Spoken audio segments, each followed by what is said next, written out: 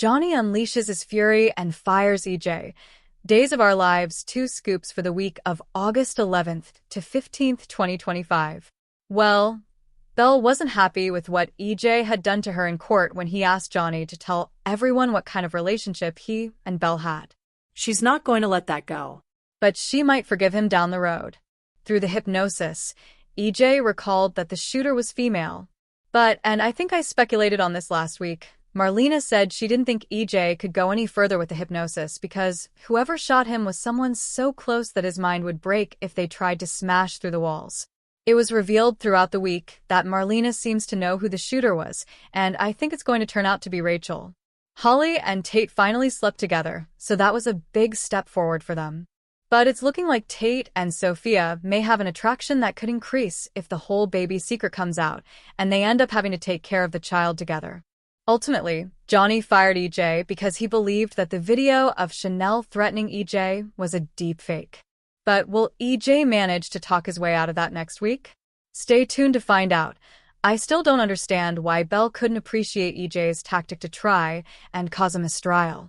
Maybe when she eventually cools down, they'll be talking over drinks and she'll admit that it was a great move. Rachel turning out to be the shooter might be a good idea, but is it realistic? In order to squeeze the trigger on a gun, you have to have a modicum of strength. This would have thrown her accuracy way off, and she wouldn't have been able to get him in the chest. Rachel's a little kid, so while she was trying to squeeze off a shot, EJ would have had time to duck for cover. But, assuming she was able to shoot it, perhaps by cocking the hammer first, what about the angle? She's a kid, so she's much shorter than EJ. Wouldn't forensics have noticed that the path the bullet took was an upward one? That would show that the shooter was much shorter than him. However, if I'm recalling this correctly, I believe EJ was seated. Thus, Rachel would have been more in line with EJ's chest, which could explain how she hit him with accuracy. Amy mentioned that Tesoro resembled Sophia's brother, Cooper. Was it revealed before that she had a brother? We're starting to get more nuggets about Javi's past with a baby. Ever since we saw him looking at a photo of himself holding a baby and then being sad after seeing it, I've been eager to find out more about that story. This week, Javi shared his thoughts with Rafe about Sophia, but figured the timeline was off and she couldn't be the baby's mother. He then sadly said he felt for her, which reminded Rafe of the time he had to give up David. He then said, "But that's nothing compared to what you went through." Javi responded, "Yeah, it seems like a lifetime ago." Rafe responded, "Never goes away, does it?" What happened? Did Javi have a baby with someone who died? Later, we got another clue about Javi's past with a baby when he was talking to Ari, who was praising her dads. She said they were the best girl dads, and added, "Just like you would have been." So now we know that the baby in Javi's past was female. He thanked her for saying that, and she suddenly felt bad for bringing it up. He told her it was okay and said, "It's not like I don't think about her all the time." He told her he didn't want Leo to know about it because it was too hard to explain. Leo called Javi from a payphone. I feel like I shouldn't have to explain this, but for those younger viewers who are reading this, long before cell phones, people had hardwired phones in their houses. Outside of the home, payphones were everywhere. All you had to do was toss a dime or a quarter in, and you could call someone almost anywhere. Do I need to explain what coins are now? When Paulina was talking to Chanel and Johnny about the deepfake video of Chanel threatening EJ, the mayor told them about the time someone cut and pasted her head on the body of the Monopoly man. For those who don't know, Monopoly is a classic board game where players buy, trade, and develop properties while trying to bankrupt their opponents through rent collection and strategic financial management. The Monopoly man is a short guy with a handlebar mustache and monocle, although some people believe the timeline has changed because when you look at game boxes, even from the past, he doesn't have the monocle. Must be a Mandela effect. Shot of the WEK right off the bat this week. Sarah was angry at Xander for showing some PDA when Gabby kissed him at the bistro. So, she turned around and kissed Brady, enraging Xander, who tried to punch his nephew. But Brady was ready for him, blocked Xander's punch with his left arm and smacked him in the chest with his right, sending him backwards. The look of sheer anger on Xander's face was truly frightening. It did look a tad choreographed, but it was still fun nonetheless. Line S. of the week. After Brady deflected Xander's attack, Sarah said, "Well, your boxing skills look sharp. Been training?" Brady doesn't really answer her and instead says, "That man's a menace, and he's lucky that Gabby got him out of here when she did." After the fight, Gabby lit into Xander, saying, "Not only did you try to sucker punch Brady in front of your estranged wife and a room full of witnesses, but you got us kicked out like a couple of losers." After EJ smashed his hand, Gwen said to him, "You Demoros, you've got every medication under the sun in this mausoleum, including some very strange medical bag labeled property of Dr. Rolfe, which I don't even want to ask about. But yet I can't seem to find a single bottle of ibuprofen anywhere." EJ's response was, "Father taught us to embrace the pain. Plus, we're usually the ones creating the headaches." Marlena explained to Belle that while she can't stand EJ, she was willing to do hypnosis on him if it meant helping Johnny.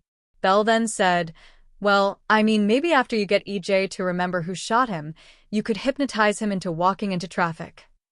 Marlena pretended to get frustrated and yelled, "Darn, I don't have that kind of power." Belle's response was, "Shucks. I didn't think many people used that word much these days." Gabby was pissed that she and Xander got kicked out of the bistro and weren't welcome there for the foreseeable future. Xander's reaction was, "Oh no. How will we go on without overcooked beef and overpriced wine?" Brady was telling Gabby about how John always fought for justice. Gabby said, "Everyone in Salem thought that John Black was responsible for saving the world." Brady smirked and replied, "He actually did that on more than one occasion." EJ was shocked that Belle stated he was as bad as Stefano. She then said, "Oh, you're worse. He never tried to hide who and what he was. But you pretend to have a soul." Leo was telling Javi that he was frustrated because he couldn't discuss Johnny's trial, then stated, "I thought that jury duty was going to be a total snooze fest." He then explained he found it riveting and added, "I was never really into true crime. I always found it to be a little too murder-y. But now I totally get it. In fact, I wouldn't be surprised if they ended up making a movie out of this. The People versus John Roman DiMera. I wonder who they'll get to play me." Leo then explained to Javi, "I shouldn't be juror number 9, just some anonymous, yet exquisitely moisturized face in the crowd." He felt he should have been covering the trial as the Spectator's star reporter. When the judge told the court that the jury would be sequestered, Leo jumped up and shouted, "Objection." The judge just looked at him and he sheepishly retracted it, saying, "Withdrawn," and slunk back down into his seat. Gwen strolled into the living room and EJ simply said, "Gwen." She reacted, "Someone in this house has actually greeted me." She then touched her upper chest in shock and stated, "Perhaps I'm not invisible after all." And angry, Gwen told Xander that from now on, she was going to stay away from him and from Sarah. She then said, "Have a nice life, stupid tosspot." Tosspot, a great word that I hadn't heard before, is a British word that means an obnoxious person. I'll have to add that to my vernacular. Reaction of the week. In perhaps one of the most heartbreaking scenes I've seen in a long time, Holly and Tate were being all lovey-dovey, and when they walked away, it was revealed that Sophia had walked out of a shop and saw them. She just dropped her head, and it was so sad. She's definitely proved her amazing acting chops because later Ariana helps raise her spirits, and she seemed overjoyed. Rachel Boyd has a bright future ahead of her. Random THTS through happenstance, Javi has been bumping into Sophia often. He's starting to put the pieces together that Tesoro might be her baby. I like that because while everybody else has been thrown for a loop by her supposedly giving the baby to an adoptive couple, no one is questioning it or looking into it. But Javi's an objective observer, and it's cool to see the gears in his head moving every time something pops up that raises a question about her baby. The best part about that was that they allowed Javi to have a moment of thought. He just looked into space, trying to figure it all out, and I thought that was a nice touch because everything is so rushed these days. It was nice to give him a moment to put everything together in his head. Belle walking in on Tate and Holly in bed was simultaneously hilarious and awkward. Thankfully, she didn't flip her lid and just calmly told Tate not to do that at the house again. I laughed out loud during the walk-in. I'm convinced that the baby in Javi's past died. But this being a soap, odds are that they're setting things up and the child will somehow come to Salem a little grown, and it will be a whole shocking storyline. Parting thoughts. The interactions between Leo and another juror named Adam were hilarious. Since the jury was sequestered, they were put up at the Salem Inn, and Adam and Leo were forced to become roomies.